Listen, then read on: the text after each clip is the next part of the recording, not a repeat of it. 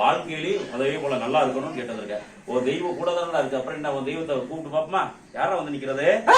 யார் நிக்கிறது? சரி, வந்த காரணம் என்ன? வந்த காரணம் என்ன? இந்த பிள்ளை உடம்புல ஏன் முழுசா வந்து நிக்க மாட்டேன்? விட மாட்டாங்கப்பா. இல்ல, அப்ப நீ வேடிக்கை பார்த்துட்டு வேடிக்கை தான் பார்த்துட்டு இருக்க. ஏன் வேடிக்கை பார்த்துட்டு இருக்க? கட்டி வைக்கிறாங்கப்பா. நீ ஏன் அப்ப நீ அதெல்லாம் உடச்சு எரிய வேண்டியதானே? உன்னால தூக்க முடியாதா? கட்டுறவனை தூக்க முடியாதா? உன்னால கட்டுறவனை தூக்க முடியாதா? எனக்கு அதுக்கான வழி தெரியலப்பா. முடியும். நல்லா வார்த்தைகள். ஓ தெய்வம் நல்லா தான் இருக்கு. உன்கிட்ட கூப்பிட்ட உடனே வந்து நிக்குதுடா தெய்வம். ஒன்னும் பயப்பட தேவையில்லை. நல்லாவே வந்து நிக்குது. கூப்பிட்ட உடனே வருது. சொல்ல வார்த்தை புரியுதா? ஒன்னும் பயப்பட வேணாம். ஆனா அந்த கட்டை நான் உடைக்கணும். அந்த கனியில பார்த்து கட்டு இருக்கு. அதனாலதான் நான் உன்னை அழுத்தி இழுத்து பிடிச்சி பார்த்தேன். சொல்ல அதுதான் உன் தெய்வத்தை கேட்டு பார்த்தேன். கொடுத்த கனியில கட்டு காட்டிருக்கு. 2 கட்டு இல்லை, 1 கட்டு இல்லை. சொல்ற வார்த்தை புரியுதா? 2 கட்டு இருக்கு. அதை நான் உடச்சு கொடுத்துறேன். ஒண்ணு நல்ல வார்த்தைக்கிட்டு தெய்வத்தை இருக்கிற இடத்துக்கு போக விடாம தடுத்து விடுறாங்க.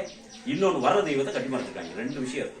தெய்வம் இருக்கிற இடத்துக்கு போக விடல, தெய்வம் வந்த தெய்வத்தை கட்டி மறைச்சிருக்காங்க. 2 விஷயம் இருக்குடா. சொல்ற வார்த்தை புரியுதா?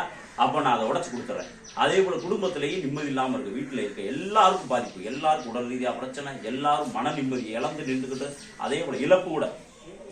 சொல்ற வார்த்தை புரியுதாடா? உண்மையா புரியாடா? சொல்ற புரியுதே? இதை நம்ம செய்ய கொடுத்தா போதுமாடா? வருமானமும் அதாவது எவ்வளவுதான் உழைச்சாலும் உழைப்பு நிக்க மாட்டேன். உருப்படியான இடத்துல போய் நிக்க முடியல. வண்டியிடம் சூடாய் சூடாது இதற்கு பாருங்க. சூடா இதுல வைங்க.